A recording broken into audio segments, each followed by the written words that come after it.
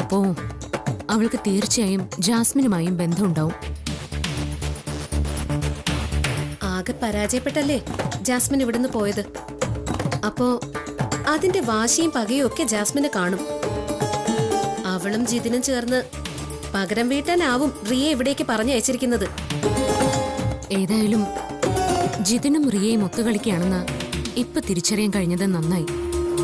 ഇനി എന്ത് വേണമെന്ന് നമുക്ക് ആലോചിച്ച് തീരുമാനിക്കണം.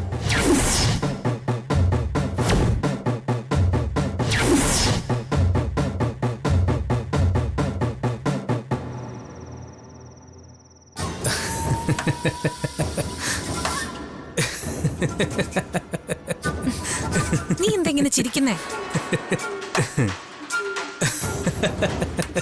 ജിതിൻ, നീ എന്തിനെങ്ങനെ ചിരിക്കുന്നേന്ന്? അല്ല, പാർവതി നിന്റെ ഫോൺ എടുത്ത് ഓപ്പൺ ചെയ്ത് എല്ലാം പരിശോധിച്ചിട്ടും നിനക്കൊരു കുലുക്കവും ഇല്ലല്ലോടി. ഞാൻ എന്തിനു കുലുങ്ങണം? എന്റെ ഫോൺ എടുത്ത് പരിശോധിച്ചെന്ന് കരുതി പാർവതിക്ക് എന്നെ ഒന്നും ചെയ്യാൻ പറ്റില്ല. അവള് വിചാരിക്കുന്ന ആളെ അല്ല ഞാൻ. നീ ബുദ്ധിരാക്ഷസിയാണല്ലോ, അതെനിക്കറിയാം. നിന്നെപ്പറ്റി എനിക്ക് നല്ല ധാരണയുണ്ട് റിയ. ജിത്തിന് എന്നെ വിശ്വാസമില്ലേ? എനിക്ക് നിന്നെ വിശ്വാസമാണ് റിയ, പൂർണ്ണ വിശ്വാസമാണ്. എന്റെ അനിയത്തി ജാസ്മിന് ചെയ്തു തീർക്കാൻ പറ്റാത്തത് നിനക്ക് സാധിക്കുമെന്ന് എനിക്ക് ഉറപ്പാണ് റിയ. അതുകൊണ്ടാണല്ലോ ആരോരും അറിയാതെ ഞാൻ നിരന്തരം നിന്നോട് രഹസ്യമായിട്ട് കമ്മ്യൂണിക്കേറ്റ് ചെയ്തുകൊണ്ടിരിക്കുന്നത്. ജിതിൻ, നീ എനിക്ക് വേണ്ടി നിന്റെ ഭാര്യയെ ബലി കൊടുത്തവനല്ലേ? എനിക്ക് വേണ്ടിയല്ലേ നീ അവളെ കൊന്നത്? അപ്പോ നിനക്ക് വേണ്ടി ഞാൻ എന്തിനും ഏതിനും നിന്റെ കൂടെ നിൽക്കണ്ടേ? നിന്റെ ഒപ്പം ഞാൻ എന്നും ഉണ്ടാവും ജിതിൻ. നിനക്ക് വേണ്ടി നീ പറയുന്നത് എന്തും ഞാൻ ചെയ്യും. ഇത് റിയയുടെ വാക്കാ, ഒരിക്കലും മാറില്ല. നീ ധൈര്യമായിട്ടിരിക്കെ.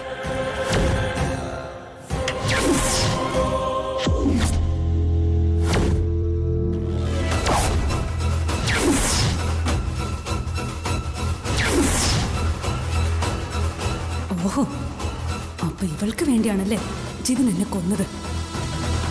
എന്റെ ജീവൻ എടുത്തതും പോരാഞ്ഞിട്ട് ഇപ്പൊ എന്റെ ചേട്ടനെ ഇവര് കൊല്ലാൻ ശ്രമിക്കുന്നു. രണ്ടിനെയും വെറുതെ വിടാൻ പാടില്ല.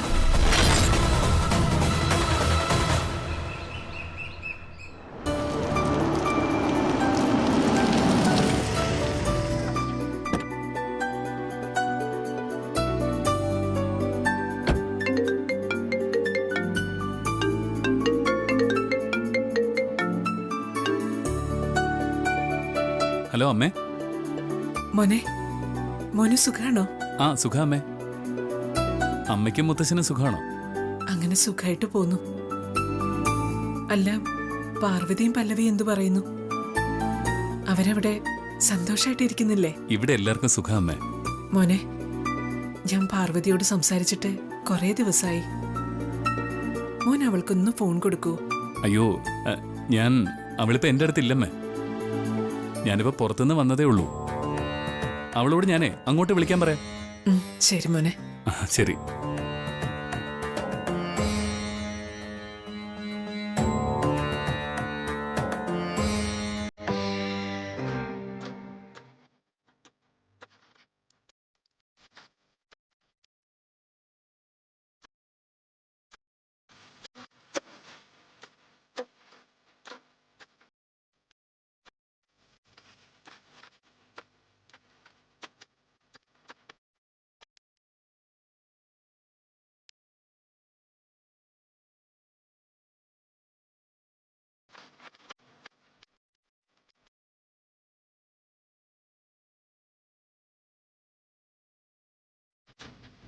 എന്താ സാർ ഇത്? എല്ലാത്തിനും ഒരു നേരവും കാലമൊക്കെ ഇല്ലേ? ഓ പിന്നെ, ടൈം ടേബിൾ വെച്ചല്ലേ എല്ലാരും പ്രേമിക്കാൻ പോകുന്നേ. കുറുമ്പൻ.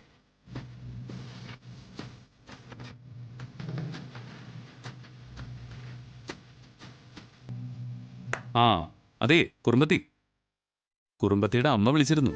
എപ്പോഴാ അമ്മ വിളിച്ചത്? ഞാനിപ്പോ വന്നിറങ്ങിയപ്പോ. അമ്മയെ വിളിച്ചിട്ട് ഒത്തിരി ദിവസമായി. അതമ്മ പറഞ്ഞു. പരാതിയായിട്ടാണോ പറഞ്ഞേ? ആ, അല്ല, വിളിച്ചിട്ടും സംസാരിച്ചിട്ടും കുറെ നാളായി. ഒന്ന് സംസാരിക്കാൻ ഫോൺ കൊടുക്കാമോ എന്നൊക്കെ പറഞ്ഞു. ഞാൻ താഴെ വന്ന് ഇറങ്ങിയല്ലേ ഉള്ളൂ. അതുകൊണ്ട് തന്നെ അങ്ങോട്ട് വിളിപ്പിക്കാന്ന് പറഞ്ഞു. ദേ, താൻ വിളിച്ചേ. എടോ, തനിക്ക് ഇടയ്ക്കിടയ്ക്ക് അമ്മയൊന്ന് വിളിച്ചൂടെ? വിശേഷങ്ങളൊക്കെ തിരക്കാമല്ലോ. ഞാൻ കരുതിയത് മിക്കവാറും താൻ അമ്മയെ വിളിക്കുന്നുണ്ടാവുമെന്ന്. എന്താ താൻ വിളിക്കാതിരുന്നേ? അത് പിന്നെ ഇവിടുത്തെ ജോലി തിരക്കിനിടയില് വിട്ടുപോയി സർ. ശരി, അതൊന്നും സാരമില്ല. ഇനിയെങ്കിലും അമ്മയെ ദിവസത്തിൽ ഒരു പ്രാവശ്യമെങ്കിലും വിളിക്കണം കേട്ടോ. ഉം. അമ്മയുള്ളപ്പോഴേ ആ ഫോൺ കോളിന്റെ വിലയൊന്നും അറിയില്ല. ഇതൊക്കെ നിസ്സാരമായിട്ട് കാണരുത്. അമ്മയില്ലാതെ വരുമ്പോഴേ വിളിക്കാനും പറയാനും അമ്മയില്ലാതെ പോയതിന്റെ സങ്കടം തോന്നും. സർ, എത്ര തന്നെ തിരക്കുണ്ടായാലും ഒരു 5 മിനിറ്റ് അമ്മമാർക്ക് വേണ്ടി മാറ്റി വെക്കണോടോ. ജീവിതത്തിൽ ഒട്ടുമുക്കാൽ സമയവും നമുക്ക് വേണ്ടി മാത്രം ജീവിച്ചവരല്ലേ അമ്മമാര്. മരണം വരെ അമ്മമാർക്ക് മക്കൾ എന്ന ചിന്തയേ ഉള്ളൂ. താൻ എന്നും വിളിക്കണം. ശരി സർ, വിളിക്കാം. വിളിച്ചോ.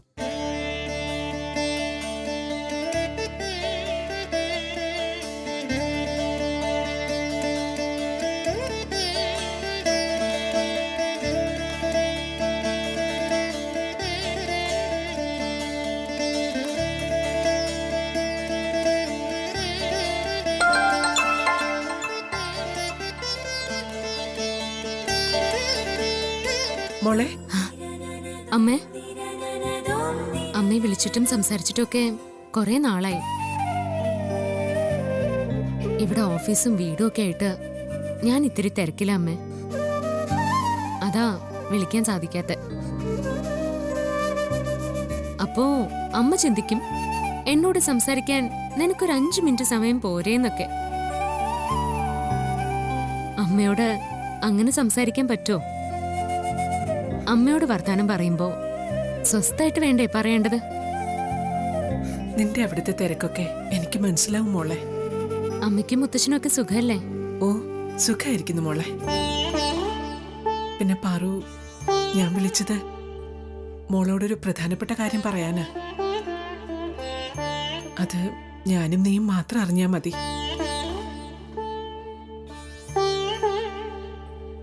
അടുത്ത് വിശാലമോനുണ്ടോ? ഉണ്ടെങ്കിൽ പിന്നീട് സൗകര്യം പോലെ നീ എന്നെ വിളിച്ചാ മതി. അത് ഞാൻ എന്നാലേ നിങ്ങൾ സംസാരിക്കുക, ഞാൻ പുറത്തേക്കാം. അമ്മ പറഞ്ഞു സാർ പുറത്തേക്ക് പോയി. മോളെ, കഴിഞ്ഞ ദിവസം പല്ലവി എന്നെ വിളിച്ചിരുന്നു. ആഹാ, അവള് അമ്മ വിളിച്ചായിരുന്നോ? എന്നിട്ട് അവളത് എന്നോട് പറഞ്ഞില്ലല്ലോ. അവള് പറയാൻ വിട്ടുപോയതായിരിക്കും. വെറുതെ വിളിച്ചതാണോ? അല്ല, മുത്തശ്ശനോട് പറഞ്ഞ് അവളുടെ ശാന്തി മുഹൂർത്തം കുറിപ്പിക്കണം. അതിനുവേണ്ടി വിളിച്ചതാ. എന്നിട്ട് മുത്തശ്ശനത് കുറിച്ചോ? ഇല്ല മോളെ, അങ്ങനെ പെട്ടെന്ന് ശാന്തി മുഹൂർത്തം കുറിക്കാൻ പറ്റില്ല. ഏ, അതെന്താ? ശാന്തി മുഹൂർത്തം കുറിക്കുന്നതിന് എന്താ തടസ്സം? തടസ്സമുണ്ട് മോളെ. പാരമ്പര്യമായി നാഗദോഷം അനുഭവിക്കുന്ന തറവാട് നമ്മുടേത്. ആ നാഗദോഷം ഒരു പരിധിവരെയെങ്കിലും മാറാതെ ശാന്തി മുഹൂർത്തം നടത്തിയ, അതിനുശേഷം വിപിനും പല്ലവിക്കും കുഞ്ഞുണ്ടായ, അത് അത് അത് നിനക്ക് ആപത്താ മോളെ.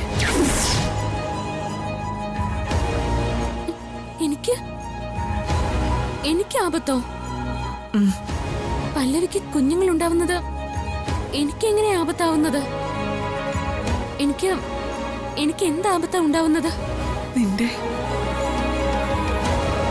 നിന്റെ ജീവന് ദോഷം ഉണ്ടാവും മോളെ.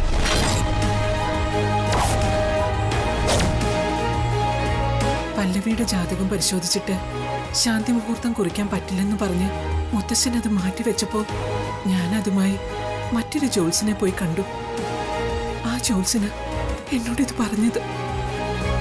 ജോത്സ്യൻ പറഞ്ഞത് മുത്തശ്ശി സമ്മതിക്കുകയും ചെയ്തു. ആദ്യം നാഗദോഷം മാറ്റണം. അതിന് നാഗപഞ്ചമി ദിവസം വരെ കാത്തിരിക്കണം. നാഗപഞ്ചമി ദിവസം ദോഷപരിഹാര ക്രിയകൾ ചെയ്യേണ്ടത്. അതുവരെ പല്ലവിയും വിപിനുമായിട്ടുള്ള ശാന്തി മുഹൂർത്തം നടക്കാൻ പാടില്ല. ഞാനിതെങ്ങനെ പല്ലവിയോട് പറയും? അവളുടെ സ്വഭാവം നിനക്കറിയാലോ. നിന്റെ ജീവൻ ആപത്ത് സംഭവിച്ചാലും സാരമില്ല, അവളുടെ ശാന്തി മുഹൂർത്തം നടക്കണമെന്ന് അവള് വാശി പിടിക്കും. അമ്മ, ഞാൻ എന്താ വേണ്ടത്? അമ്മ അമ്മ അതൊന്നും പറയണം. പല്ലവിക്ക് വേണ്ടി ഞാൻ എന്തും ചെയ്യും. എനിക്ക് നീയും അവളും ഒരുപോലെയാ. നിങ്ങളുടെ സുഖവും സന്തോഷവും എനിക്ക് പ്രധാനം. നീയും വിഷമിക്കരുത്, അവളും വിഷമിക്കരുത്. നിനക്കും അവൾക്കും ഒരാപത്തും വരരുത്. അത് സാധ്യമാണോ അമ്മ?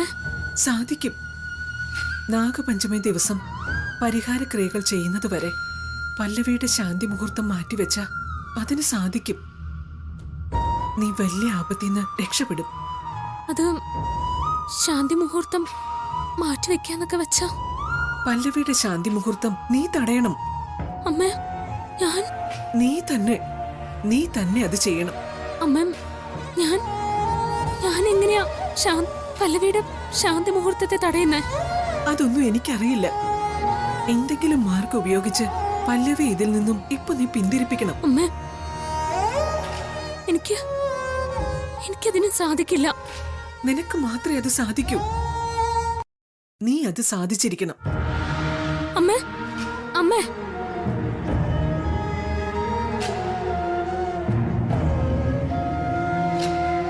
അമ്മ എന്തൊക്കെ പറഞ്ഞത്? എനിക്കൊന്നും വ്യക്തമായില്ലല്ലോ. പല്ലവിയുടെ ശാന്തി മുഹൂർത്തം എനിക്കെങ്ങനെയാ തടസ്സപ്പെടുത്താനാവുന്നത്? ഇത് വല്ലാത്തൊരു ധർമ്മസങ്കടായി പോയല്ലോ എന്റെ ഭഗവതി. ഇനി ഞാൻ എന്താ ചെയ്യാം?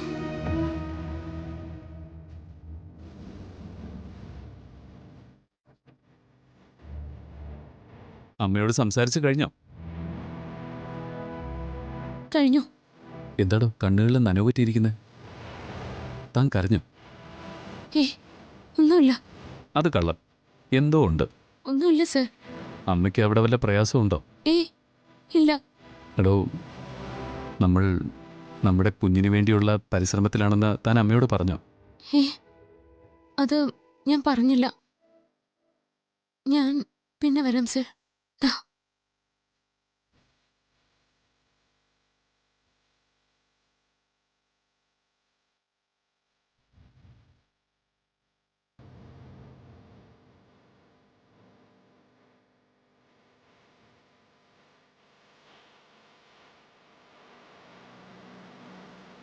അങ്ങ് പറഞ്ഞ കാര്യങ്ങൾ ഞാൻ എങ്ങനെ പല്ലവിയോട് പറയും? ഉടനെ ശാന്തി മുഹൂർത്തത്തിനുള്ള നേരം കുറിച്ച് കിട്ടുമെന്ന സന്തോഷത്തിലായിരിക്കും പല്ലവി. അവളോട് ശാന്തി മുഹൂർത്തം മാറ്റിവെക്കണമെന്ന് പറഞ്ഞാൽ അവൾ അത് ഉൾക്കൊള്ളുവോ? നാഗദോഷ പരിഹാരക്രിയ ചെയ്യും വരെ കാത്തിരിക്കാൻ പല്ലവി തയ്യാറാകുമോ?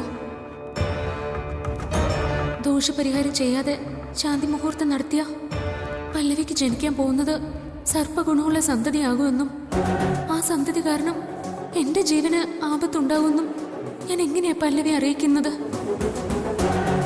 ഇതൊന്നും പല്ലവിയോട് പറയാതിരുന്നാലും ആപത്താണല്ലോ സംഭവിക്കുന്നത്.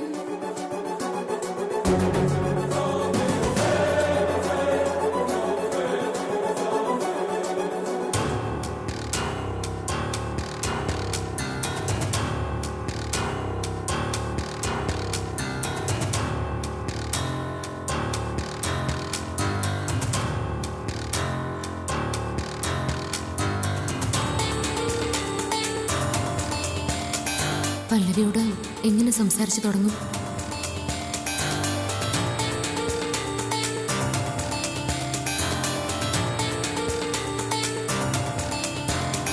പല്ലവി, എന്താടി ഇത്? എന്താ? നീ എന്തിനാ ഇതൊക്കെ ഇങ്ങനെ വാരി വലിച്ചിട്ടിരിക്കുന്നത്? ഇതെല്ലാം ഞാൻ പിന്നീട് അടുക്കി വെക്കാന്ന് കരുതിയിട്ടിരുന്നതാ. എന്തിനാ എല്ലാം പിന്നത്തേക്കാക്കുന്നത്? അടുക്കി വെക്കേണ്ടതൊക്കെ കൈയോടുകൂടി അടുക്കി വെക്കണം. എടീ, ഇതൊരു വലിയ പേരും പെരുമയുള്ള കുടുംബമല്ലേ? നമ്മൾ ഇവിടുത്തെ മരുമക്കളായിട്ട് വലുതുകാലോച്ച് കയറിയാൽ മാത്രം പോരാ, എങ്ങനെ എവിടെ പെരുമാറണമെന്ന് കൂടി അറിഞ്ഞിരിക്കണം. തുടങ്ങിയ ഉപദേശം. ചേച്ചിക്ക് ഇന്ന് ഉപദേശിക്കാൻ മാത്രമേ നേരമുള്ളൂ. ഞാൻ നിന്നെ ഉപദേശിക്കുന്നത് നിന്റെ നന്മയ്ക്ക് വേണ്ടിയല്ലേ മോളെ. ഈ മുറി വൃത്തിയായും വെടുപ്പായും സൂക്ഷിക്കേണ്ടത് നിന്റെ ഉത്തരവാദിത്തം. അതുപോലെ തന്നെ ദിവിന്റെ ഓരോ കാര്യങ്ങളും കൃത്യസമയത്ത് കണ്ടറിഞ്ഞ് ചെയ്യേണ്ടത് നിന്റെ കടമയാ. എങ്കിൽ മാത്രമേ അവന് നിന്നോട് ഇഷ്ടവും സ്നേഹവും ഒക്കെ ഉണ്ടാവൂ. വിപിൻ സാറിന്റെ കാര്യമാണെങ്കിൽ ഞാൻ എന്നാലാവുന്ന വിധം ചെയ്യുന്നുണ്ട്. എങ്കിലും വിപിൻ സാറിന് എന്നോട് ചെറിയൊരു അകൽച്ച ഉണ്ടെന്നുള്ളത് സത്യം. പക്ഷേ അതൊക്കെ ഞങ്ങളുടെ ശാന്തി മുഹൂർത്തം കഴിയുന്നതോടെ മാറിക്കോളും. മുത്തശ്ശനോട് പറഞ്ഞ് ശാന്തി മുഹൂർത്തത്തിന് വേണ്ടി നാളെ കുറിച്ച് തരാൻ ഞാൻ അമ്മയോട് പറഞ്ഞിട്ടുണ്ട്. മിക്കവാറും ഇന്നോ നാളെയോ അത് കിട്ടും. ഉടനെ തന്നെ ശാന്തി മുഹൂർത്തം നടക്കുകയും ചെയ്യും. സത്യത്തിൽ അതിനെക്കുറിച്ച് പറയാനാ ഞാൻ ഇങ്ങോട്ട് വന്നത്. മനസ്സിലായില്ല. അമ്മ ഇപ്പൊ എന്നെ വിളിച്ചിരുന്നു. എന്നിട്ട് അത് ഞാൻ പറയുന്നത് മോളെ, നീ അത് ശ്രദ്ധിച്ച് കേൾക്കണം. കാര്യം പറയൂ. നിന്റെ ശാന്തി മുഹൂർത്തം കുറച്ചു ദിവസം കഴിഞ്ഞ് നടത്തിയാൽ മതിയെന്നാ മുത്തശ്ശൻ പറഞ്ഞിരിക്കുന്നത്. മുത്തശ്ശൻ അങ്ങനെ പറഞ്ഞോ? പറഞ്ഞു. അത് നിന്നോട് പറയാൻ അമ്മയ്ക്ക് വിഷമമുണ്ട്. അതാ ആ ചുമതല എന്നെ ഏൽപ്പിച്ചത്. കള്ളം! നീ കള്ളം പറയാ. മുത്തശ്ശനോ അമ്മയോ ശാന്തി മുഹൂർത്തം മാറ്റിവെക്കാൻ പറഞ്ഞിട്ടുണ്ടാവില്ല. അമ്മയോട് സംസാരിച്ചപ്പോ ഞാൻ ശാന്തി മുഹൂർത്തത്തിന് നേരം കുറിക്കാൻ പറഞ്ഞ കാര്യം നീ അറിഞ്ഞു. അതറിഞ്ഞപ്പോ നിനക്ക് സഹിച്ചില്ല. പല്ലവി, നീ എന്താ ഈ പറയുന്നേ? എന്റെ ശാന്തി മുഹൂർത്തം കഴിഞ്ഞാ എനിക്ക് കുഞ്ഞുണ്ടാവുമല്ലോ. അപ്പൊ ഇവിടുത്തെ സ്വത്തുക്കളുടെ പകുതിയിൽ കൂടുതൽ അവകാശം എന്റെ കുഞ്ഞിന് കിട്ടുമല്ലോ. അത് നിനക്കെങ്ങനെ സഹിക്കും? ആദ്യത്തെ കുഞ്ഞ് നിനക്ക് ജനിക്കണം. അതിനു വേണ്ടിയാ നീ ശാന്തി മുഹൂർത്തം മാറ്റിവെക്കാൻ എന്നോട് പറയുന്നത്. ഇത് നിന്റെ തന്ത്ര. പാർവതി, നീ എന്നെ പറ്റിക്കാന്ന് കരുതരുത്. എന്റെ പൊന്നു പല്ലവി, ഞാൻ മനസ്സിൽ പോലും സങ്കല്പിക്കാത്ത കാര്യങ്ങളാ നീ ഈ പറയുന്നത്. നിന്റെ ശാന്തി മുഹൂർത്തം എത്രയും പെട്ടെന്ന് നടക്കണമെന്ന് തന്നെയാ എന്റെ ആഗ്രഹം. പക്ഷേ എനിക്ക് അതിലെന്ത് ചെയ്യാനാവും? ശാന്തി മുഹൂർത്തം നീട്ടിവെക്കണമെന്ന് പറഞ്ഞത് മുത്തശ്ശനല്ലേ? ഞാൻ പറഞ്ഞത് വിശ്വാസം ഇല്ലെങ്കിൽ നീ നേരിട്ട് അമ്മയോട് വിളിച്ച് ചോദിക്ക, ഇല്ലെങ്കിൽ മുത്തശ്ശനോട് ചോദിക്ക. അമ്മ പറഞ്ഞ കാര്യം നിന്നെ ഞാൻ അറിയിച്ചെന്നേ ഉള്ളൂ. അല്ലാതെ എനിക്കിതില് യാതൊരു പങ്കുമില്ല. അമ്മയെ ഞാൻ വിളിക്കുന്നുണ്ട്. ശാന്തി മുഹൂർത്തം എന്തുകൊണ്ട് വേണ്ടെന്ന് പറയുന്നു എന്ന് എനിക്കറിയണമല്ലോ.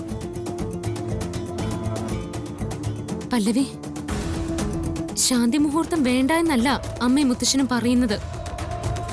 ശാന്തി മുഹൂർത്തം കഴിഞ്ഞ് നിനക്ക് കുഞ്ഞുണ്ടാവണമെന്ന് തന്നെയാണ് അവരുടെ ആഗ്രഹം. പക്ഷേ അത് കുറച്ചു ദിവസം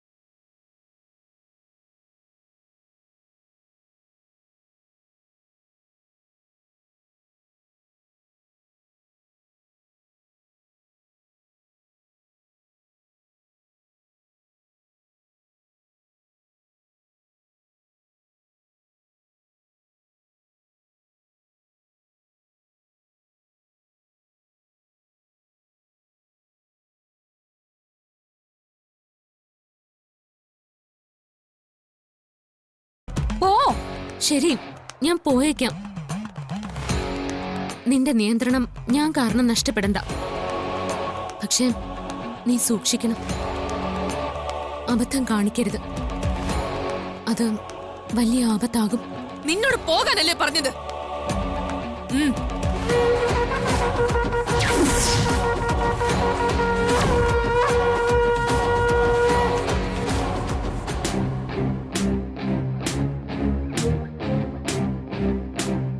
ഞാൻ ഉദ്ദേശിച്ചതുപോലെ തന്നെ സംഭവിച്ചു. ശാന്തി മുഹൂർത്തം നീട്ടിവെക്കണമെന്ന് അമ്മ നേരിട്ട് പല്ലവിയെ വിളിച്ച് പറഞ്ഞാൽ മതിയായിരുന്നു. എങ്കിൽ ഈ തെറ്റിദ്ധാരണ ഒഴിവാക്കാമായിരുന്നു. ഇപ്പോ അവളോടൊന്നും പറഞ്ഞിട്ട് കാര്യമില്ല. ഞാൻ പറയുന്നത് അവളുടെ ചെവിയിൽ കയറില്ല. അവളൊന്ന് തണുക്കട്ടെ, എന്നിട്ട് ഒരിക്കൽ കൂടി ഞാൻ സംസാരിച്ചു നോക്കാം. അതേ ഇനി നടക്കൂ.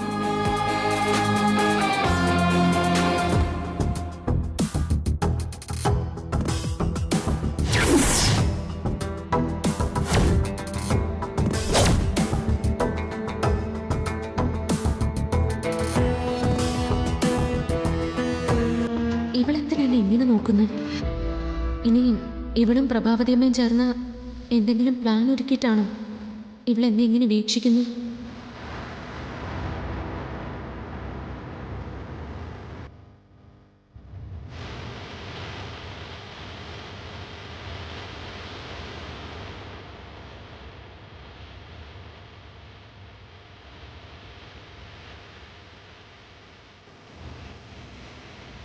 നീ എന്താ എന്നെ ഇങ്ങനെ നോക്കുന്നത്? അല്ല, നീയല്ലേ ഈ വീട്ടിലെ കാര്യങ്ങൾക്കൊക്കെ മേൽനോട്ടം വഹിക്കുന്നതും ഈ വീട് പരിപാലിക്കുന്നതും? അതെ, ഇവിടുത്തെ എല്ലാ കാര്യങ്ങളും ഞാൻ തന്നെയാണ് ശ്രദ്ധിക്കാറുള്ളത്. ഇവിടുത്തെ അംഗങ്ങളെ മാത്രമേ നോക്കാറുള്ളോ അതോ അതിഥികളെയും ശ്രദ്ധിക്കാറുണ്ടോ? എന്താ നിനക്കറിയേണ്ടത്? പറയാം. നീ ഞാൻ ചോദിച്ചാൽ ആദ്യം മറുപടി പറ. എൻ്റെ കണ്ണിൽ എല്ലാവരും തുല്യരാണ്. ഈ കുടുംബത്തിനകത്ത് സമാധാനവും സുരക്ഷിതത്വവും ഉണ്ടാവണം. അതാണ് എനിക്ക് പ്രധാനം. ഇവിടെ എല്ലാവർക്കും സമാധാനവും സുരക്ഷിതരുമാണെന്ന് നിനക്കുറപ്പാണോ?